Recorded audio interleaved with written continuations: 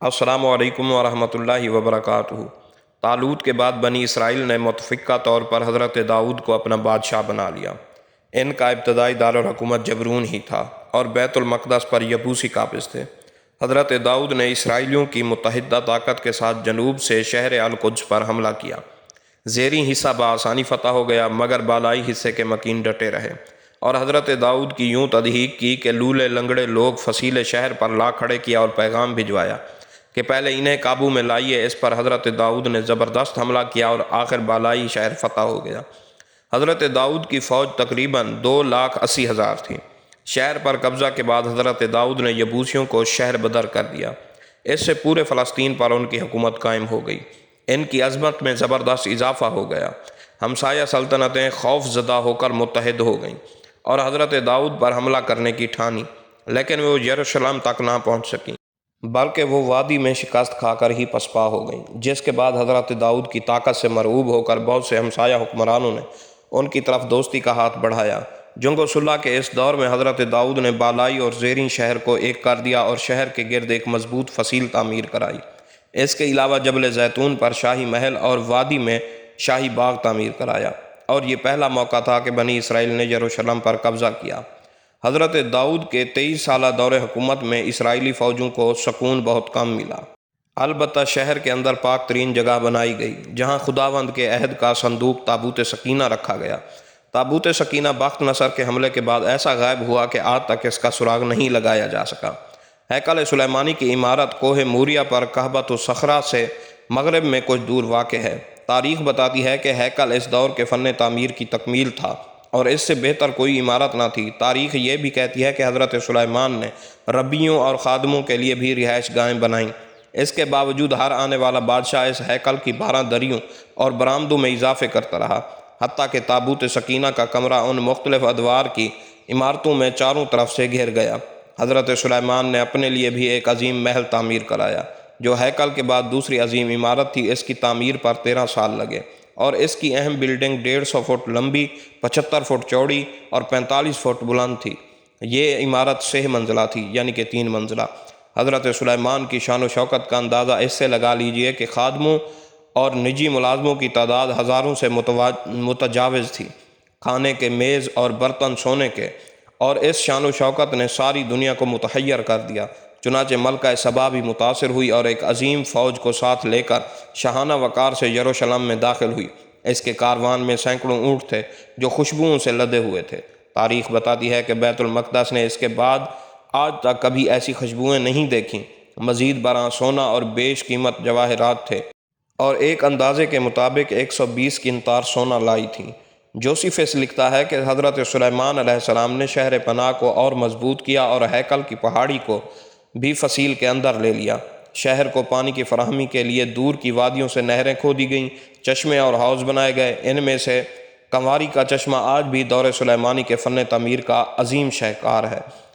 دوسری عمارتیں بنائیں، سڑکوں کو پختہ کیا۔ نتیجتاً بیت المقدس اپنے دور کا خوبصورت ترین شہر بن گیا اور عظیم تجارتی کاروان اس شہر تک آنے لگے۔ حضرت سلیمان نے ایک بحری بیڑا بنایا جو ہرکولیس کے روایتی شہر اور برطانیہ تک پہنچا۔ کولمبس نے جب شمالی امریکہ دریافت کیا تو اس کا خیال تھا کہ حضرت سلیمان علیہ السلام کی دولت کا خزانہ ویسٹ انڈیز تھا، اور یہ اس بات کا ثبوت ہے کہ سلیمانی بحریہ نہایت فعال تھی اور دور تک پہنچتی تھی۔ مختصر الفاظ میں حضرت سلیمان کے عہد میں سلطنت اسرائیل اپنے عروج پر تھی۔ حضرت سلیمان علیہ السلام کا انتقال 975 قبل مسیح میں ہوا اور اس کے ساتھ ہی سلطنت 2 حصوں میں بٹ گئی۔ جنوبی سلطنت یہودا، جس میں جنوبی فلسطین اور روم شامل تھا، کا پایہ تخت یروشلم، اور شمالی سلطنت اسرائیل جو شمالی فلسطین اور شرق اردن پر مشتمل تھی، کا دارالحکومت نابلس قرار پایا۔ جنوبی حکومت کا حکمران رجعام بن سلیمان اور شمال کا یربعام تھا۔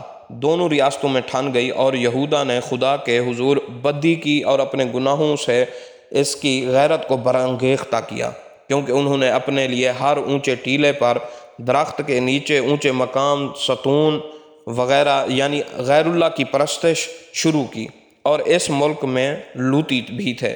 وہ ان قوموں کے سب سے مکروہ کام کرنے والے تھے جن کو خدا نے بنی اسرائیل کے سامنے سے نکال دیا۔ رجعام کے 5ویں سال شاہ مصر سیساک نے یروشلم کی طرف پیش قدمی کی اور بغیر کسی مزاحمت کے شہر میں داخل ہو گیا۔ اس نے ہیکل سلیمانی اور شاہی خزانوں کو لوٹا اور عبادت گاہ کی تمام قیمتی چیزیں لے گیا۔ یہ بیت المقدس کے 17 محاصروں میں سے پہلا اور سب سے کم نقصان دہ حملہ تھا۔ سلیمان علیہ السلام کا بیٹا مصر کا باج گزار بن گیا۔ پھر ایسی افتاد شروع ہوئی کہ سلیمان علیہ السلام سے ہیروڈس اعظم تک بیت المقدس کئی حملہ آوروں کا نشانہ بنا رہا، بار بار اندرونی انتشار کا شکار ہوا اور اس پر اتنی مصیبتیں آئیں کہ اس کی حیت بدل گئی، گہری وادیاں ملبے سے اٹ گئیں اور حالت اتنی بدل گئی کہ پہلے باشندوں میں سے کوئی اسے دیکھے تو پہچان نہ سکے۔ جیسا کہ بیان ہو چکا ہے کہ حضرت سلیمان علیہ السلام کی وفات کے بعد ہی بنی اسرائیل کی ریاست 2 طاقتوں میں بٹ گئی، جو ہمیشہ باہم دست و گریباں رہیں اور صدیوں تک ان کے بادشاہ الگ الگ مقرر ہوتے رہے۔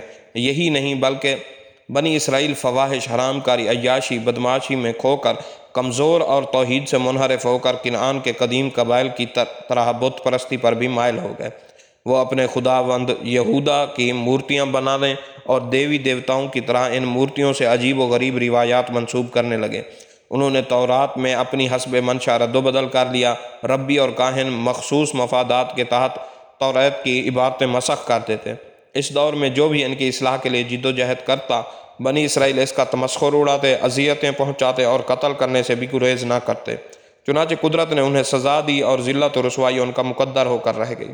تاریخ بتاتی ہے کہ اس وقت جب بنی اسرائیل باہم متصادم اور متحارب تھے، خدا کی پرستش کرنے کی بجائے بتوں کو پوجنے لگے تھے۔ 899 قبل مسیح میں جب یہودا کی سلطنت پر یہورام بادشاہ تھا، فلسطینیوں اور عربوں کی متحدہ طاقت نے یروشلم پر حملہ کیا۔ انہوں نے ہیکل کو لوٹا اور شاہ کے گھر میں داخل ہو کر جو کچھ ملا اٹھا لیا، حتیٰ کہ شاہ کی بیویاں اور بچے ماں سوائے سب سے چھوٹے بچے کے قیدی بنا کر ساتھ لے گئے۔ یہ حملہ محض لوٹ مار کی خاطر تھا، اس لیے حملہ آوروں نے شہر کو کوئی نقصان نہ پہنچایا۔ لیکن اس حملے کے فوراً بعد شاہ اسرائیل یہوز آس یروشلم پر حملہ ہوا۔ اس نے ہیکل کے سونے اور چاندی کے برتنوں کو سمیٹا اور سامرا واپس چلا گیا۔ پھر ایک عرصے تک یہودا کی سلطنت سنبھل نہ سکی، بلکہ مقامی باشندوں نے شاہ یہودا امسیاہ کے خلاف بغاوت کر کے اسے قتل کر دیا اور یوں بیت المقدس بنی اسرائیل کے قبضہ سے نکل گیا۔ لیکن امسیاہ کا بیٹا عزیہ یہودا کا وارث ہوا۔ یہ 16 برس کا تھا جب تخت سلطنت پر بیٹھا۔ چونکہ وہ خدا کا طالب ہوا، اس لیے خدا نے اسے کامیاب کیا اور یروشلم پر اپنا اقتدار قائم کرنے میں کامیاب ہو گیا۔ اس نے معبد اور فصیل شہر کی شکستہ دیواروں کی مرمت کرائی، اسرائیلی فوج کو از سر نو منظم کیا اور کھیتی باڑی پر بھی توجہ دی۔ لیکن جب وہ زوراور ہو گیا تو بہک گیا اور اپنے خدا کی نافرمانی کرنے لگا۔ چنانچہ ایک زلزلہ آیا جس کے جھٹکوں سے شہر کی بنیادیں ہل گئیں، شاہی باغ تباہ ہو گیا اور ہیکل میں بھی دراڑیں پڑ گئیں۔ عزیہ کے بعد اس کا بیٹا یوتام تخت نشین ہوا۔ یوتام انبیاء کی بتائی ہوئی راہ پر قائم رہا اور 16 برس تک کامیابی سے حکومت کرتا رہا۔ اس کے انتقال پر آخر بادشاہ ہوا اور وہ انتہائی مکار اور گمراہ تھا۔ اس کے دور حکومت میں 740 قبل مسیح کے لگ بھگ شامی فوجوں نے یروشلم پر حملہ کیا، شدید لڑائی ہوئی اور آخر شام کا مطیع ہو گیا۔ لیکن شامی فوجوں کے ٹوٹتے ہی شمالی بادشاہت نے حملہ کر دیا۔ یہودا کی کمزور سلطنت مقابلہ نہ کر سکی۔ شمالی بادشاہت نے شہر کو لوٹا اور 2 لاکھ عورتوں کو گرفتار کر کے ساتھ لے گئے، لیکن سامرا پہنچتے ہی انہیں آزاد کر دیا، واپس بھیج دیا۔ آخر نے ادومیوں اور فلسطینیوں کے مقابلے کے لیے شاہ اشور تغلت پلنا سے مدد طلب کی۔ یہ دعوت اس کے لیے انتہائی خطرناک ثابت ہوئی، کیونکہ تغلت پلنا آیا تو صحیح، لیکن اس کی مدد کرنے کی بجائے ہیکل کا قیمتی سامان لوٹ کر اشوریہ لے گیا۔ آخر کے بعد اس کا بیٹا حزقیہ 25 برس کی عمر میں تخت سلطنت پر بیٹھا۔ اس نے 740 قبل مسیح سے 780 قبل مسیح تک 40 برس حکومت کی۔ حزقیہ نے قوم کو بت پرستی سے نجات دلائی اور ہیکل سلیمانی کی عظمت کو بحال کیا۔ اس کے عہد میں اشوری بادشاہ سیخارب نے یروشلم پر حملہ کیا، لیکن ابھی محاصرہ جاری تھا کہ ہیضہ کی وبا پھوٹ پڑی، جس سے اس کے سردار اور جرنیل مرنے لگے اور وہ محاصرہ اٹھا کر چلا گیا۔ حزقیہ کے بعد اس کا بیٹا منسا 12 برس کی عمر میں تخت سلطنت پر بیٹھا اور یروشلم میں 25 برس تک حکومت کی۔ اس کے عہد میں بنی اسرائیل پھر راہ توحید سے بھٹک گئے، بت پرستی نے زور پکڑا اور بدمعاشی اور عیاشی نے راہ پائی۔ جس کا نتیجہ یہ ہوا کہ 667 قبل مسیح کے لگ بھگ شاہ اسور کے سپہ سالاروں نے اس پر حملہ کیا تو یروشلم کے لوگ مقابلہ نہ کر سکے۔ حملہ آور منسا کو زنجیروں میں جکڑ کر بیڑیاں ڈال کر بابل لے گئے اور چند سال قید رکھنے کے بعد واپس یروشلم بھیج دیا۔ بادشاہت پر بحالی کے بعد اس نے کچھ تعمیراتی منصوبے مکمل کیے اور بیت اللہ کو بتوں سے پاک صاف کیا۔ اس کا جانشین 22 سالہ رمون وہ بھی سال بعد اپنے غلاموں کے ہاتھوں قتل ہو گیا۔ 643 قبل مسیح میں اس کا بیٹا یوسیہ وارث ہوا اور 31 سال تک یروشلم میں حکومت کرتا رہا۔ اس کے عہد میں ہیکل کی مرمت اور عظمت بحال ہوئی۔ یوسیہ شاہ مصر نکوہ سے مقابلہ کرتا ہوا مارا گیا۔ اس کا بیٹا یہو آخر اس کا تخت نشین ہوا، لیکن فرعون مصر نکوہ نے اسے بھی شکست دی اور تاوان جنگ کے طور پر 100 قنطار چاندی اور 1 قنطار سونا وصول کر کے یہی آخر قیدی بنا کر لے آیا، اور اس کے بھائی یہو یقیم کو اپنے باج گزار کے طور پر بیت المقدس میں سلطنت یہودا کا بادشاہ بنا گیا۔ یہو یقیم کو سلطنت کرتے 11 برس ہوئے تھے کہ 598 قبل مسیح میں بربادی اور تیرہ بختی بابل کے مقہور حکمران بخت نصر کی صورت میں نازل ہوئی، جو یہو یقیم کو گرفتار کر کے بابل لے گیا اور اس کے بیٹے یہو یاکین کو اپنے باج گزار کے طور پر شاہ یروشلم مقرر کر گیا۔ لیکن مصر کی سازش ربیوں اور کاہنوں کے کہنے پر یہو یاکین نے فرعون مصر سے ساز باز کر کے بخت نصر کے خلاف عالم بغاوت بلند کر دیا۔ جب یہ خبر بخت نصر کو پہنچی، وہ بڑے طیش کے عالم میں بابل سے نکلا۔ پہلے مصری فوج کو جو یہو یاکین کی مدد کے لیے آ رہی تھی شکست دی، پھر یروشلم کا محاصرہ کر لیا اور جنگ کے نتیجے میں بے شمار یہودی مارے گئے۔ بادشاہ گرفتار ہو کر قتل ہوا اور 10,000 پا زنجیر یہودی امیروں کے ساتھ بابل پہنچا دیا گیا۔ بخت نصر نے ہیکل کے نفیس برتنوں کو سمیٹا اور یہو یاکین کے بھائی صدقیہ سے اطاعت و وفاداری کا حلف لے کر بابل لوٹ گیا۔ گو کئی سال امن و امان رہا، لیکن یہودی کہاں چین سے بیٹھنے والے تھے۔ انہوں نے بادشاہ کو پھر اکسانا شروع کر دیا، جس کا نتیجہ یہ نکلا کہ صدقیہ بخت نصر سے باغی ہو گیا۔ مختصر سے عرصے میں یہ تیسری بد عہدی اور بغاوت تھی۔ شاہ بابل بخت نصر یہودیوں کی پیمان شکنیوں سے تنگ آ چکا تھا۔ وہ بابل سے باحثیت قوم یہود کے مکمل استحصال کا عزم لے کر نکلا اور فاتح کی حیثیت سے شہر میں داخل ہوتے ہوئے اپنے فوجیوں کو قتل عام کا حکم دے دیا۔ یروشلم کی گلیوں میں خون کی ندیاں بہہ نکلیں۔ انہوں نے خدا کے گھر کو جلا دیا اور یروشلم کو زمین کے برابر کر دیا۔ تاریخ بتاتی ہے کہ جب فاتح بادشاہ نے اپنا کام مکمل کر لیا تو یروشلم میں راکھ کے ڈھیر تھے اور ہر طرف دھواں چھایا ہوا تھا۔ وہ مال غنیمت اور بچے کچے یہودیوں کو ساتھ لے کر بابل کی طرف لوٹ آیا۔ اس تباہی میں تابوت سکینہ غائب ہو گیا اور آج تک اس کا سراغ نہیں مل سکا۔ اس کے بعد بخت نصر نے یہودیوں کے تمام صحیفے نظر آتش کیے اور 1,00,000 مرد و زن قیدی بنا کر کئی میل لمبے جلوس کی صورت میں ساتھ لے گیا۔ بخت نصر نے انہیں اپنی سلطنت کے سرحدی علاقوں کی طرف نکل جانے کا کہا اور اس طرح غریب الوطنی ان کا مقدر بن گئی۔ بتایا جاتا ہے کہ ان یہودیوں کی تعداد 50,000 تھی اور یہ یہود کی پہلی قومی تباہی تھی۔ اس تباہی و بربادی میں نہ صرف ہیکل سلیمانی کا نشان مٹ گیا، بلکہ دیگر صحائف کے ساتھ ساتھ توریت بھی غائب ہو گئی۔ کہتے ہیں کہ بابل کے زمانہ اسیری میں یہودی توریت کو یاد کر کر کے رویا کرتے تھے اور آج بھی اس تباہی کی یاد میں سلیمان کے روزے رکھتے ہیں۔ اور یہ امر بھی قابل ذکر ہے کہ بابل میں یہودی غلاموں کو دریائے فرات کے کنارے آباد کیا گیا اور انہوں نے اس بستی کا نام تل ابیب رکھا۔ اسرائیل کا موجودہ دارالحکومت تل ابیب اس دور کی یاد تازہ کرتا ہے۔ تاریخ کے مطابق یہ تباہی 588 قبل مسیح کے لگ بھگ کا واقعہ ہے اور اس کے 50 برس بعد تک شہر تباہ اور اجاڑ پڑا رہا۔ البتہ زائر گریاں کنا آتے اور یروشلم کے کھنڈرات پر بیٹھ کر اسرائیل کی واپسی کے لیے دعائیں کرتے اور یہاں پہنچ نہ پاتے وہ فرات کے کنارے یروشلم کو یاد کر کے رویا کرتے تھے۔ اس دور غلامی میں دانیال علیہ السلام اور عزیر علیہ السلام یہود کی رہنمائی کرتے رہے، یہاں تک کہ بابل بن سالتی ایل نے جو حضرت داؤد علیہ السلام کی نسل سے تھا سیہونیت کی پہلی تحریک کا آغاز کیا۔ سیہون دراصل بیت المقدس کے ایک پہاڑی ہے جس پر حضرت داؤد علیہ السلام نے یروشلم کو فتح کرنے کے بعد جشن منایا۔ چنانچہ بنی اسرائیل اسی نسبت سے سیہون کو مقدس سمجھتے اور یروشلم کو دختر سیہون کے لقب سے یاد کرتے ہیں۔ تحریک سیہونیت کا مقصد کھوئی ہوئی ریاست صہیون اور یروشلم کو دوبارہ حاصل کرنا ہے، اور ہیکل سلیمانی کی ازسر نو تعمیر تھا۔ چنانچہ جب بنی اسرائیل اپنے اعمال کی سزا بھگت چکے تو 539 قبل مسیح میں ایران کے پہلے کسریٰ خسرو، جسے بائبل خورس کے نام سے یاد کیا جاتا ہے، نے بابل کو فتح کیا، تو اس نے اپنی تمام مملکت میں منادی کے ذریعے یہودیوں کو اپنے وطن واپس جانے کی اجازت دے دی۔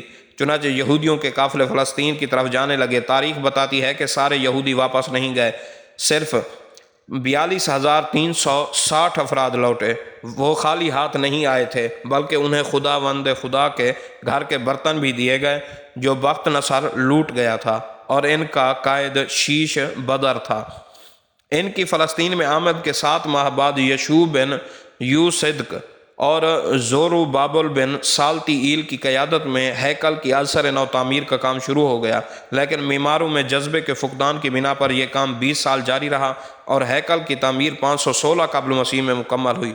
ہیکل بن چکا تو عزرا نے، جو ماہر فقیہ تھا، وہ کتاب شریعت توریت پڑھ کر سنائی، جسے اس نے بزرگان یہود کے مشورے پر اپنی یادداشتوں سے قلم بند کیا تھا۔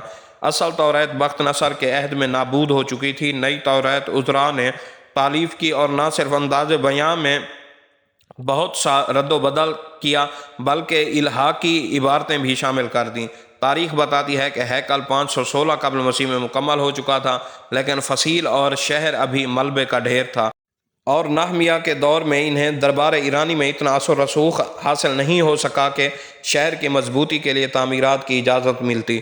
چنانچہ بائبل میں نہمیہ کہتا ہے کہ اور چند آدمی یہودا سے آئے، اور میں نے انہیں ان یہودیوں کے بارے میں جو بچ نکلے تھے اور اسیروں میں سے باقی رہے اور یروشلم کے بارے میں پوچھا۔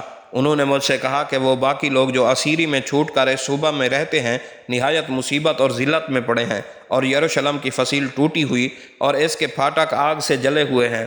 چنانچہ نہمیہ نے تعمیر شہر اور تعمیر فصیل کی اجازت حاصل کرنے کے لیے کوشش شروع کر دی۔